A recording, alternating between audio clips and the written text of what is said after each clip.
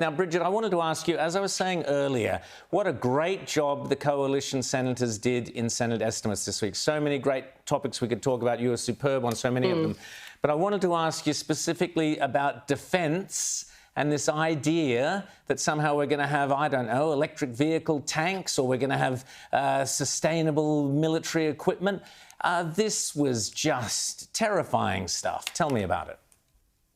Yeah, Rowan, I think right across the board, Liberal and National Party senators prosecuted a lot of topics against the government, and electric vehicles were one of them.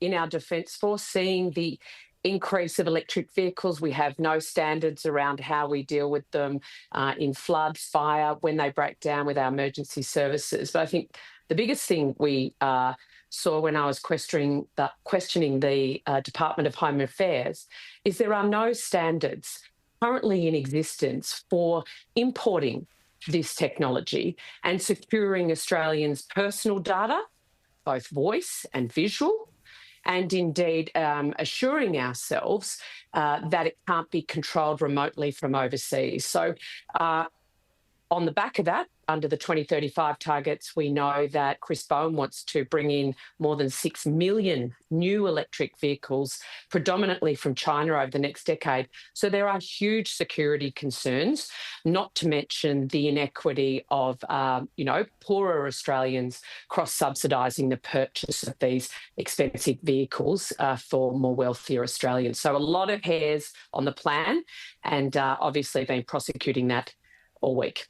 And our defence bureaucrats wandering around worried about how many carbon emissions are coming from their tanks. Absolutely ridiculous nonsense. Michael Danby, obviously I want to ask you about Donald Trump's peace deal. What do you make of it?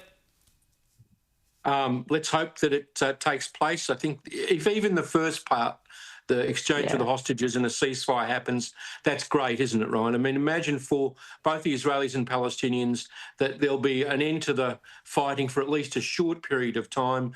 And I don't care what people say. I'm not a fan of Donald Trump in all circumstances, but he probably does deserve the Nobel Prize if he manages to get this across the line. The key thing is him sitting like President of the United States should on satrapies of the United States like Qatar and a big bothersome Turkey, and forcing them to get their Hamas clients to do what the Americans want.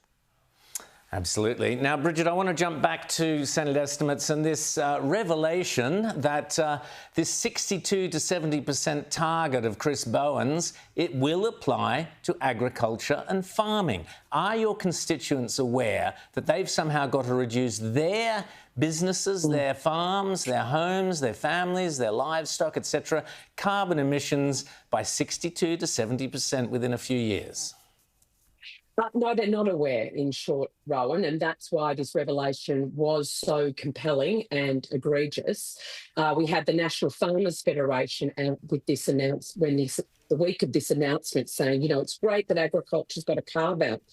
Well, turns out, Farmers Federation, you don't have a carve-out, and it is once again the communities in rural and regional Australia, the intergenerational assets and our primary producers that are going to be paying for this farcical policy. I've always said net zero won't be net zero cost.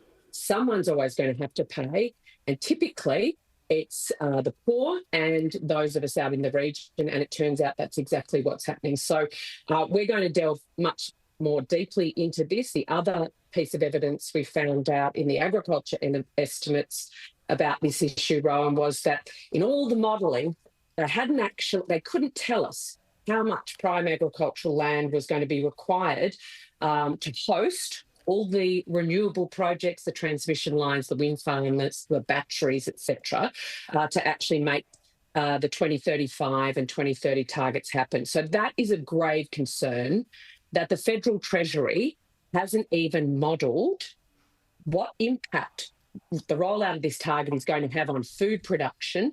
In an industry where we export 80% of it, it's a huge economic driver, and they haven't even done those basic numbers so that we can understand the impact and therefore fight it. So a lot of hairs on it, as you know. Well, I just thought the coalition senators, thank goodness for the coalition senators, that's the opposition as far as I'm concerned. Michael Danby, I just want to, speaking of the Senate, this disgraceful comment from Larissa Waters, the head of the Greens last week. Have a quick listen. My heart goes out to the families of those people. No violence anywhere is acceptable, and this is exactly why we need a resolution that is based on self-determination, and why Australia should have, 2 years ago, imposed serious sanctions on the Israeli government. So, Michael, Larissa Waters tried to blame Israel. Explain it to me. The Greens are both unethical and dumb. Israel's just about to sign a peace treaty, Larissa Waters. Have you heard of President Trump? The Greens live in a completely their own silo, and they're dumb, Rowan, because Brandt lost his seat because people even in the inner southeast of Melbourne, associated the Green political party with Gaza extremism. They were sick to death of these weekly demonstrations that paralysed our city, and the Greens paid the price for it. So let's hope that at the next federal election, the Greens will pay a further price for this dumb and unethical politics of Larissa Waters. And just very quickly, Bridget, 20 seconds, your comments on that? Oh, well, I couldn't agree with Michael more. The clear expectation by the US has led to a great peace deal, but the Greens showing themselves to be the extremists that they are. You couldn't get a more pro-Palestinian Australian government than under Elbow, but she still chose to stick the boot in over the weekend for her own political purposes and further marginalising, I think, their base. Thank you so much. Bridget McKenzie and Michael Danby, great to chat to you both.